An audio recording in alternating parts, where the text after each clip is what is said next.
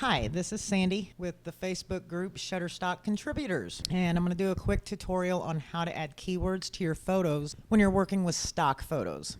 Most people don't realize that when you add a keyword in Lightroom, it actually stays with the photo. No matter what agency you upload to, it pretty much stays with it. Whether you submit to Shutterstock, Adobe, Fotolia, Alamy, it doesn't matter. When you add these keywords in Lightroom, and you upload this photo to any of those agencies, those keywords are going to stay with the photo. Now you'll see over here, I already have a few keywords in here. This is for whenever I import my photos. I do that. I know that which dog this is, which company I shot for. This way, if I need to search later on in Lightroom for those photos, I have that.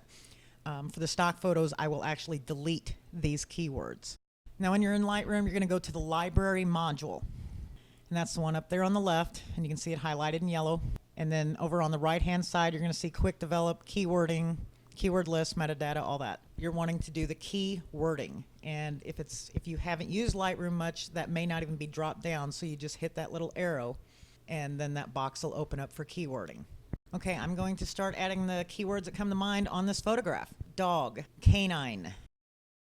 One thing I found, some people spell canine out, some of them use the abbreviation, the letter K and 9, so I add that to my dog photos.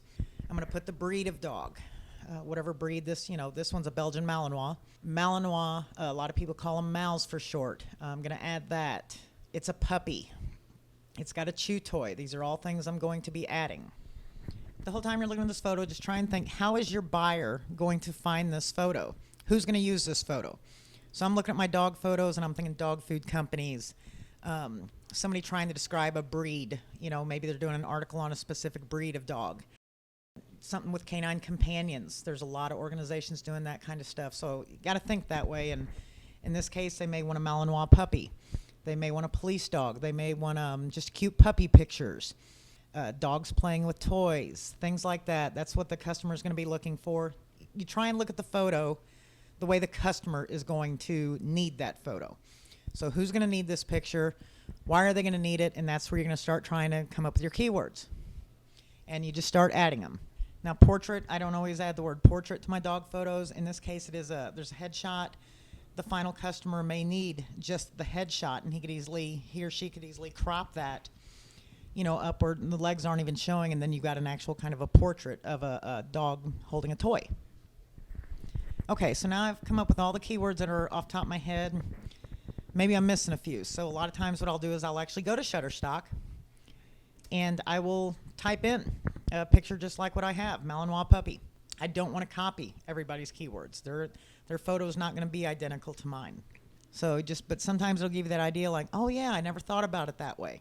But cute, there's several in there. Happy, I didn't think about adding happy. The puppy is happy. Somebody might need a sad dog picture.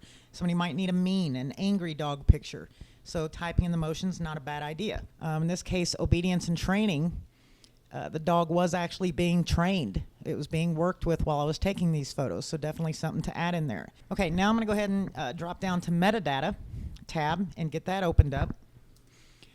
And here you're going to have title and caption.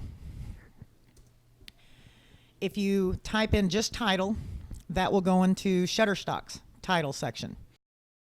If you type in a title and a caption, the caption is what will show up as a title in Shutterstock now.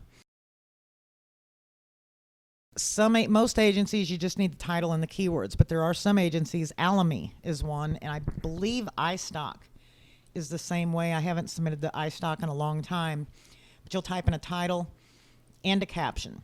Now with Shutterstock, like I said, if you type in both, the caption is what will show up as the title for Shutterstock. If you type in just a title, that will show up for the title in Shutterstock. I know it's a little confusing, but in Adobe, when you upload there, the keywords are going to be in alphabetical order. And I know with Adobe, you actually want to sort it out the most important keywords at the top. So that is something extra you have to do later on. With titles or captions, it's up to you. Some people keep it real short and sweet. In this case, I'm going to do Belgian Malinois puppy. I could type in Belgian Malinois puppy with a chew toy. Or I can make that my caption and just leave it as the Malinois puppy for the title. Okay, now my photo is on Shutterstock. I'm going to click next. And there is my newly uploaded photo. And there's all my keywords I just typed in. and my title caption is right there. Now, if you still only have a few keywords, you're just really struggling on what to use, Shutterstock has an excellent resource, and it's right there in front of you. You're going to go down to that Suggest Keywords directly below all your keywords you've added so far to that photo. And you're going to click on that. And after you've clicked Suggest Keywords, it's basically going to pop up a Shutterstock search site. And I'm going to type in Malinois puppy. And I'm going to click Photos, because otherwise you may get some vectors, some drawings, things like that. I want it to be photos. And you're going to find photos that are similar to yours. So I'm going to try and find some photos that are similar to mine. And I'm going to click on those. And you got to choose at least 3 to get the keywords up there at the bottom to pop up for you. You can pick 12 if there's that many that are close. And you're going to click it. And it's going to come up with all these other keywords. If there's a bunch of them, you can go in there and actually click those and make them disappear. Or you can keep a few. And if something happens, you duplicate one, Shutterstock will realize that and it won't include it. But one thing you got to watch for is plural. Like if I have puppy, maybe this person typed in puppies.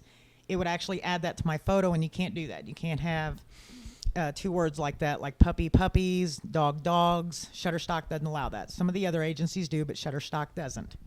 Another thing to watch for when you're using this tool, like I did select the Malinois puppy isolated on white. Mine is not isolated on white, but those 2 keywords are going to show up in their keywords. If they've done the isolation, it's going to have isolated and white. You do not want to use those on a photo like mine. The dog is not isolated at all. This person's gone in and done some work to isolate that dog out of their photo and put it on a white background. So that's an isolated photo. So be sure you don't include isolated, white, or anything like that. You don't want to copy every keyword. Come up with something of your own ideas, but I know a lot of times it's kind of like writer's block. You just can't come up with some ideas. This is an excellent tool for that.